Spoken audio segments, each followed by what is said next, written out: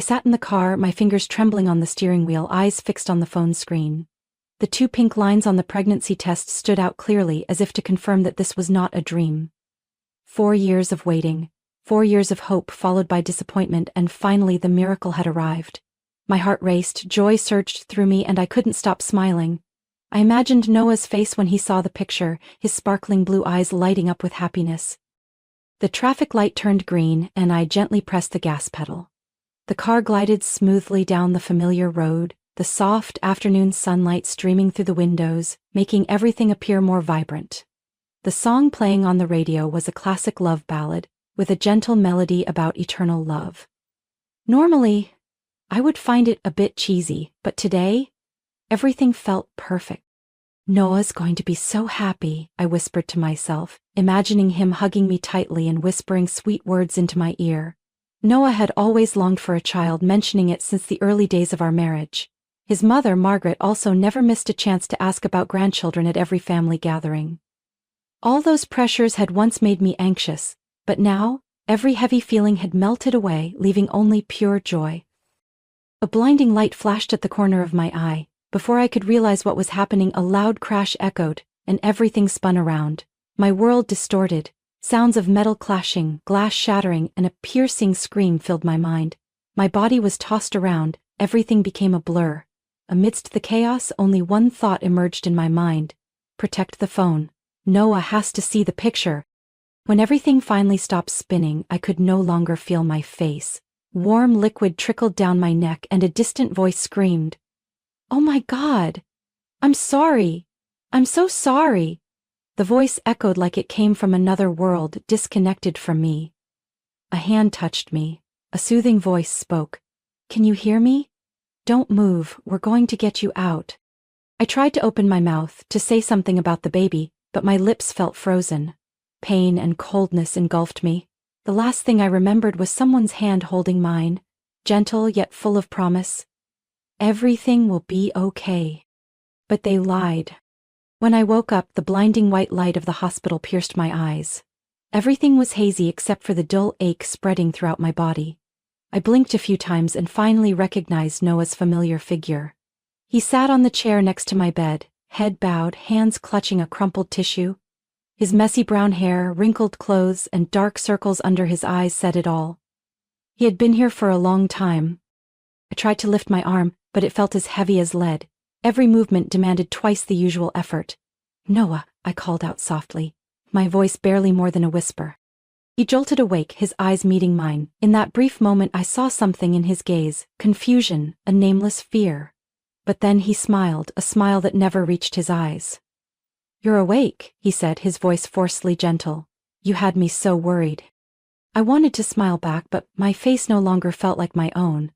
A numbness spread from my cheek to my chin as if my skin had been replaced by a foreign mask. A bad feeling crept in, but I only had the strength to ask the one question my heart was screaming. "The baby?" Noah's hand tightened around mine, but there was no comfort in his grip. "I'm so sorry, Emily. The doctors did everything they could." His voice trembled, not from sadness, but from something else. A cold sensation ran down my spine, as if the floor beneath me had disappeared, leaving me falling endlessly into nothingness. I closed my eyes, not wanting to see the world anymore. The sounds around me became muffled, as if smothered by a thick fog. The door opened and a familiar scent filled my nose, the sweet jasmine perfume Margaret always wore. "Noah, the doctor wants to talk to you," Margaret said softly, but her voice carried urgency. "About the reconstruction options." "I'll be right out," Noah replied quickly, releasing my hand. I kept my eyes closed, pretending to still be unconscious. Their voices faded as Noah stepped outside, but fragments of their conversation slipped through the slightly open door. "She'll need a lot of surgeries," Noah said, his voice low and heavy. "Her face, Mom. I don't know if I can, if I should." "Don't worry, sweetheart," Margaret interrupted, her voice gentle, but layered with a deeper meaning. "We'll figure it out, step by step. The important thing is your image, your career. Everything else can be managed." Hot tears rolled down my cheeks, soaking through the thick bandages. Those tears seemed to dissolve the last remnants of hope I had left. They stood out there, discussing me as if I were just a project to fix, a problem to solve. I realized I had not only lost the baby I had been waiting for, but also the husband I once trusted, my self-confidence and my hope for a happy future. In that cold, sterile hospital room, I felt something inside me shatter. The old Audrey, the loving wife, the hopeful mother-to-be, the woman who always saw life through optimistic eyes, had begun to fade away. In her place, a new version of me was emerging, colder, stronger, but also filled with deep pain. And I knew from that moment on my life would never be the same again. When I returned home, everything looked the same but nothing felt like before. The cozy little house in the suburbs that Noah and I had decorated together now felt cold and unfamiliar. The paintings on the walls, the small decorative items I had carefully chosen one by one, all seemed empty, as if the soul of the house had vanished along with my dreams. "Noah, are you sure you want me to stay in the living room?" I asked, my voice hoarse after the long days in the hospital. He avoided my gaze, clumsily dragging my suitcase into the living room. "The doctor said you shouldn't be climbing stairs yet, it would be better if you stayed here for a while," he explained.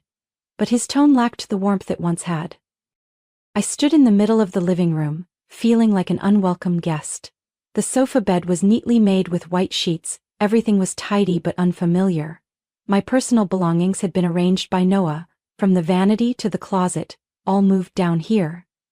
I looked at the small mirror on the table, its face turned to the wall, as if I wasn't allowed to see myself in it. "Do you need anything?" Noah stood at the door, phone still in hand, his eyes barely resting on me for a few seconds. "I have a few calls to make." "I'm fine," I whispered, even though my heart clenched painfully. I knew the truth. He didn't want to see me. He didn't want to face me. With this face, with this pain, I felt like a stain, something imperfect in his otherwise smooth life. A few days later, Margaret, Noah's mother, came to visit. She brought homemade food and a suitcase full of books about recovery after accidents. She entered the house as if it were her own, brushing past me with a polite smile, and immediately started organizing everything. "Have you been taking your medication on time?" she asked, but her eyes were scanning the room, her hands deftly folding the blanket on the sofa. "Yes," I replied, trying not to show my discomfort. "Noah said the doctor mentioned some cosmetic surgery options," she continued, her voice attempting to sound casual. "Have you thought about it yet?"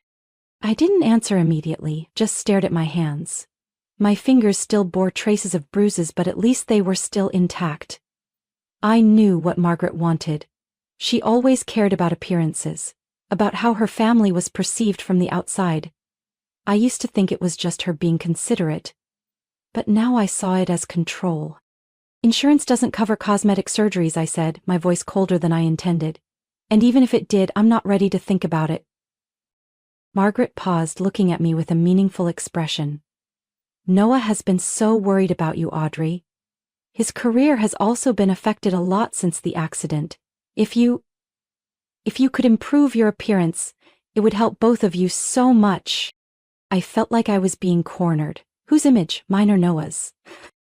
The room fell into silence, with only the ticking of the wall clock filling the air. Margaret opened her mouth as if to say something, but then stopped.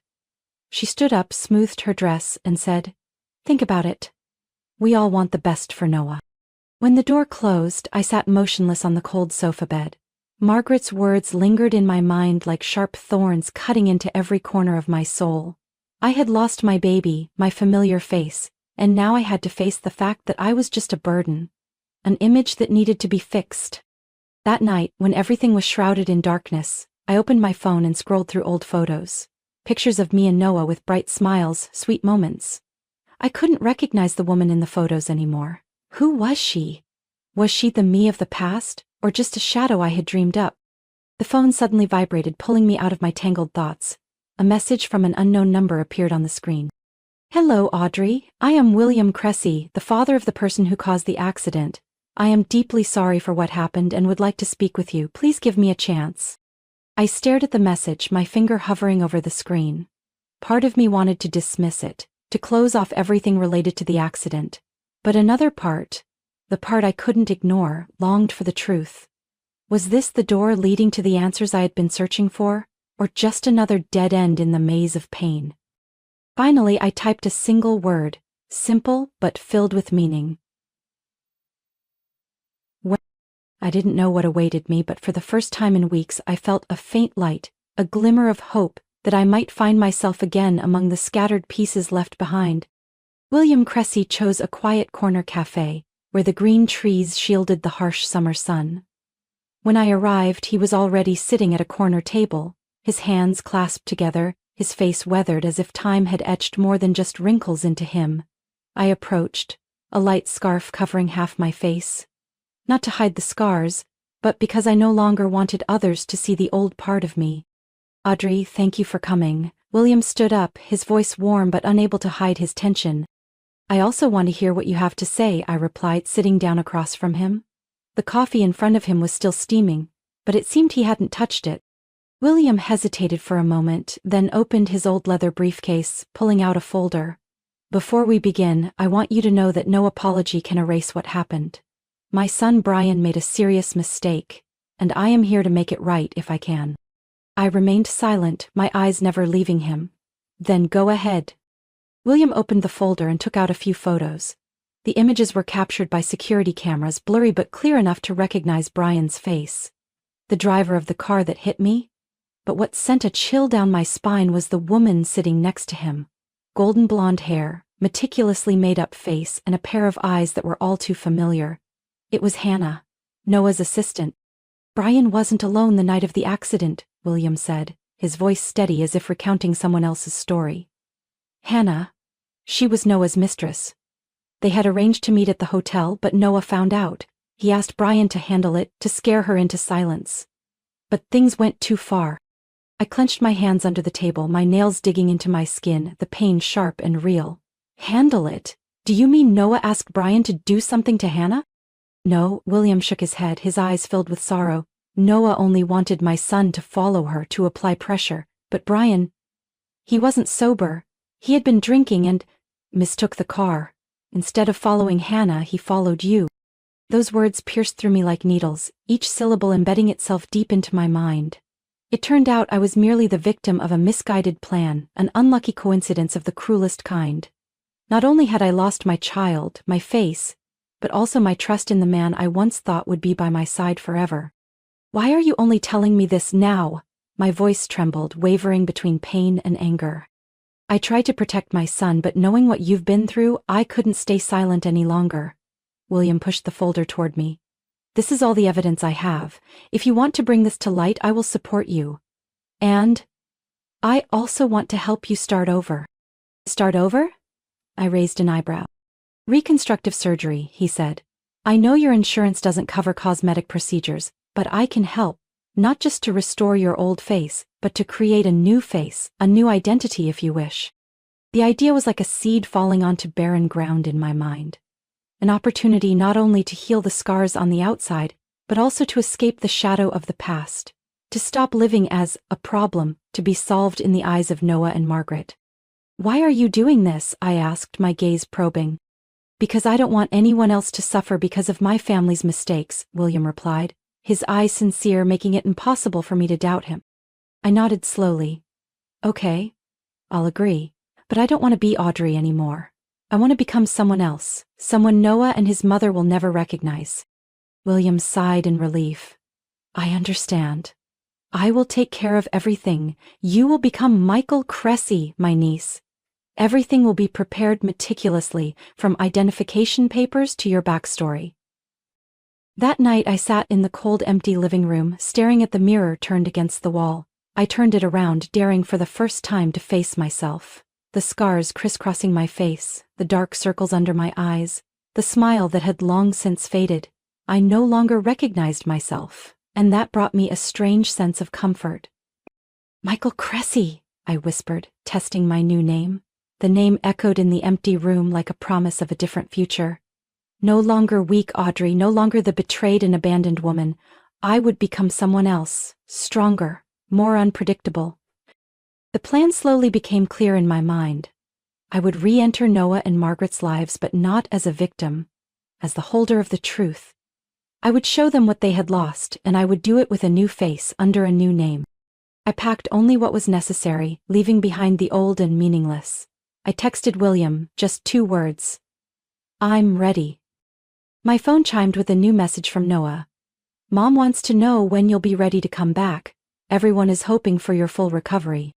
I looked at the screen, not replying. The recovery would take longer than they thought, but not in the way they expected.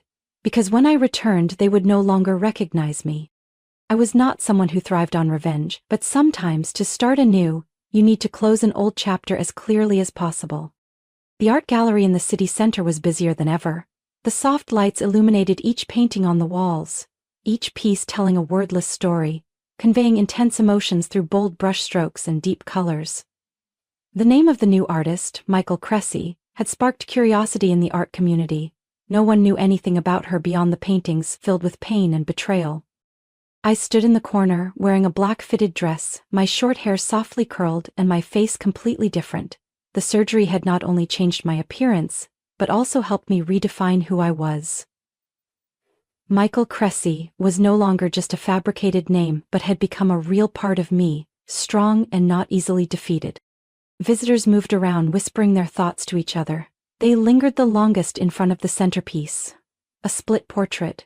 One side was a perfect face with a gentle smile while the other was distorted, with chaotic red and black strokes, as if a mask had been torn away to reveal the painful truth within. The painting's title, Two Faces. The artwork is truly remarkable, a familiar voice echoed behind me. I turned around, meeting the eyes of Colton, the gallery owner. He was the first person to believe in my work, the one who helped open the doors to this exhibition. Would you like to come out? Many people are eager to meet Michael Cressy. I'll be right there, I nodded, adjusting my necklace, a confident yet understated gesture. Colton gave me an encouraging smile and walked away, leaving me alone with my thoughts.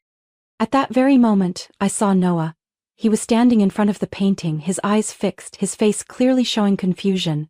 Beside him was Margaret, dressed in a modest outfit, but the worry in her eyes was unmistakable. They didn't recognize me, just as I had planned. But their presence here confirmed that the trap had been set at just the right moment. Noah, what do you think of this painting? Margaret asked quietly, but I could hear every word. It's familiar, Noah replied, his eyes not leaving the painting. Like a part of our past? Which past? I stepped forward, my voice calm but sharp enough to startle them. The past of lies, of hidden secrets? Noah turned, his eyes wide. Excuse me, who are you? Michael Cressy, I extended my hand, a polite smile on my lips. The artist behind these paintings. Margaret took my hand, her composed expression unable to hide her curiosity. Your work is impressive. It feels like you understand pain very well. That's right, I nodded gently, because I've been through it myself. Noah's gaze studied me, but I knew he couldn't piece it all together. After all, my face had completely changed, leaving no trace of the old Audrey. Actually, I turned to Colton, signaling him to take the microphone. I think now is a good time to share the story behind these paintings. The room gradually fell silent, all eyes focused on me. I stepped forward, the soft lights highlighting my new face, revealing every meticulous detail crafted by the surgeon. Thank you all for attending today's exhibition, I began, my voice steady and strong. These paintings are not just art, they are my truth, the story of a woman who lost everything because of selfishness and betrayal. The atmosphere grew tense. I could feel the unease radiating from Noah and Margaret. They had no idea what was coming. That woman once had a happy family, once carried a small life inside her, I continued, my eyes fixed on Noah. But then an accident took everything away, and the most painful truth is that the accident was not random. It was orchestrated by the very person she trusted the most. I raised my hand and the large screen behind me lit up, displaying the evidence William Cressy had helped me gather. Camera footage of Noah talking to Brian, recorded phone calls, even images of Hannah leaving the hotel with a terrified expression. Noah, do you have anything to explain? I asked, my voice clear and unwavering. Or will you continue denying the truth as you always have? The room fell into a deathly silence. Every eye was on Noah, who could no longer hide his panic. Margaret stepped back, her hands trembling. Noah? Is it true? No. Mom, she's lying, Noah shouted, but his voice had lost its confidence. She just wants to destroy me. That's not what I want. I said, each word like a knife slicing through the mask Noah tried to maintain. I only want the truth to come out, and I am not Michael Cressy. I am Audrey. Margaret's eyes widened, her lips forming silent words. Noah staggered, as if his entire world had collapsed right in front of him. No. No way. I've come back, I whispered, but my voice echoed throughout the room. And this time, I won't let you or anyone else bury the truth. Just then, the police entered and the cold handcuffs quickly locked around Noah's wrists. Noah Jennings, you are under arrest for orchestrating an accident and for other harassment charges. You have the right to remain silent. Margaret collapsed to the floor, but her eyes no longer held the same blind protection as before. She looked at me, and for the first time I saw understanding in her gaze. Audrey? I'm sorry. I didn't respond, only watching as Noah was led away. The murmurs began to rise. But I didn't pay attention. All I felt at that moment was liberation. Not from ruthless revenge, but from the justice that had been served. When the door closed, I took a deep breath, feeling the fresh air fill my lungs. I had not only regained my life, but also rediscovered my true strength. My new life began with the first brushstrokes on a blank canvas in a small apartment on the 3rd floor of an art district. After the stormy exhibition, the name Michael Cressy quickly spread through the art world, but more than fame, what I truly found was freedom. My paintings were no longer just about pain and betrayal, but had gradually transformed into stories of hope, healing, and rebirth. Every morning sunlight filtered through the window, casting a glow on the unfinished paintings. I sat by the easel, my hands stained with colors, but inside I felt lighter than ever. It had been a long time since I truly felt free. No longer burdened by the past, no longer hiding behind masks. Colton, my new companion, had become an indispensable part of my journey to find myself. He was not only the gallery owner who opened doors for me but also a kindred spirit, always by my side when I needed him. He had a gentle yet profound outlook on life, and above all, he never pressured me to share anything until I was ready. Michael, what do you think about the upcoming spring exhibition? Colton asked as we sat on the patio of a small cafe on a warm afternoon. I think I'm ready, I smiled, taking a sip of hot tea. But this time I want to tell a story about beginnings, not old wounds. Colton looked at me, his gaze gentle yet filled with pride. I believe your new story will touch many hearts. We planned the new exhibition together. No more dark and painful paintings. Instead, I painted sunny mornings, fields of sunflowers, and roads stretching under the vast blue sky. Each piece carried the breath of a new life, filled with light and hope. As time passed, I opened up more to Colton. I told him about Audrey, about my past life, about what I had been through and why I became Michael Cressy. He listened without judgment, only holding my hand, giving me the reassurance that no matter who I was or what my past held, the present and future were what truly mattered. One afternoon, as we arranged paintings in the gallery, Colton gently asked, "Have you ever thought about going back to your real name, Audrey?" I stayed silent for a moment, my hand softly touching the painting with the delicate cherry blossom strokes. I used to think I had to leave all of my past behind to start over. But now, I realize that I don't need to deny the past to move forward. Audrey isn't dead. She's just been sleeping, waiting to be awakened. Then let her come back, Colton smiled. I'll always be here, beside both Michael and Audrey. My spring exhibition was more successful than I could have imagined. The paintings of rebirth and happiness spread positivity to everyone. Visitors not only saw the art but also felt my story through each brushstroke. At the end of the exhibition, I stepped onto the stage, my hands still stained with paint but my heart full of love and faith in the future. I once lost everything, I said, my voice no longer trembling.